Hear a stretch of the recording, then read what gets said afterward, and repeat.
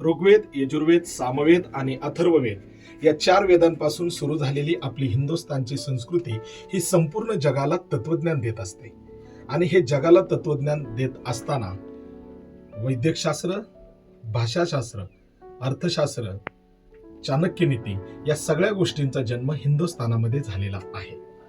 खरं तर प्राचीन कालखंडापासून मध्ययुग आणि मध्ययुगापासून आजच्या युगापर्यंत हिंदुस्थानच्या संस्कृतीमध्ये जे फेरबदल होत गेले, या फेरबदलाचं अचूक दर्शन जर आपल्याला घ्यायचं असेल तर ते घेण्यासाठी आपल्याला यावं लागतं कोल्हापूर या ठिकाणी.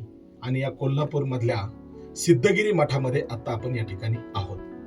माझ्या पाठीमागे आपण बघू शकतो की हे सुंदर चित्रण या ठिकाणी उभं केलेलं आहे. गुरुकुल पद्धतीने शिक्षण देत असताना गुरु आपल्या शिष्यांना कशा पद्धतीने जंगलाच्या सानिध्यामध्ये शिकवतात याचं संस्कृती दर्शन या ठिकाणी दिलेलं आहे. आणि हे आता माझ्या शेजारी आपण हे पाहत आहोत, हे आहेत संस्कृतचे आद्य व्याकरणकार पाणिनी, ज्यांनी या संस्कृतचं संपूर्ण शब्दना शब्द व्याकरण घडवलं. रामायण, महाभारत इथपासून हिंदुस्थानातील जे संपूर्ण ग्रंथ संस्कृत भाषेमध्ये लिहिले, त्या संस्कृत भाषेचा जन्म ज्यांनी घातला त्या पाणिनींचा हा स्टॅच्यू, हा पुतळा आणि हे निरीक्षण आपण या ठिकाणी आता करत आहोत.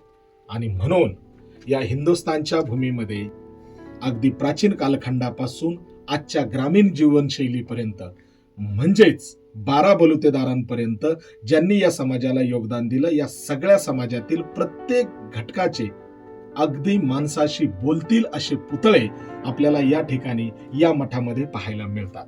म्हणून हिंदुस्थानची संस्कृती किती आगाध होती याचं जर आपल्याला दर्शन घ्यायचं असेल तर ते घेण्यासाठी आपल्याला या सिद्धगिरी मठामध्ये येणं आवश्यक आहे.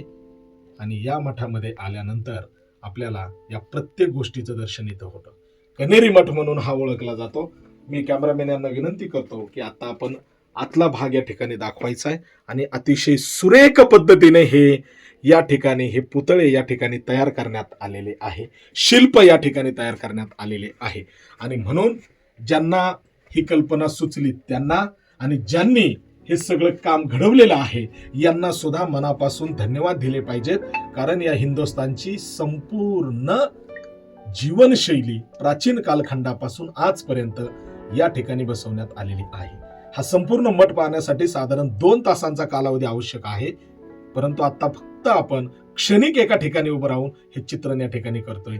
म्हणून जेव्हा केव्हा कोल्हापूरला याल अवश्य येण्याचा विचार करा, तेही कनेरी मठ पाहण्यासाठी. आणि एकदा आयुष्यातले 3 तास या कनेरी मठासाठी द्या, तेव्हा कळेल की आपला हिंदुस्थान आणि आपल्या हिंदुस्थानची संस्कृती किती आगाध आहे. धन्यवाद.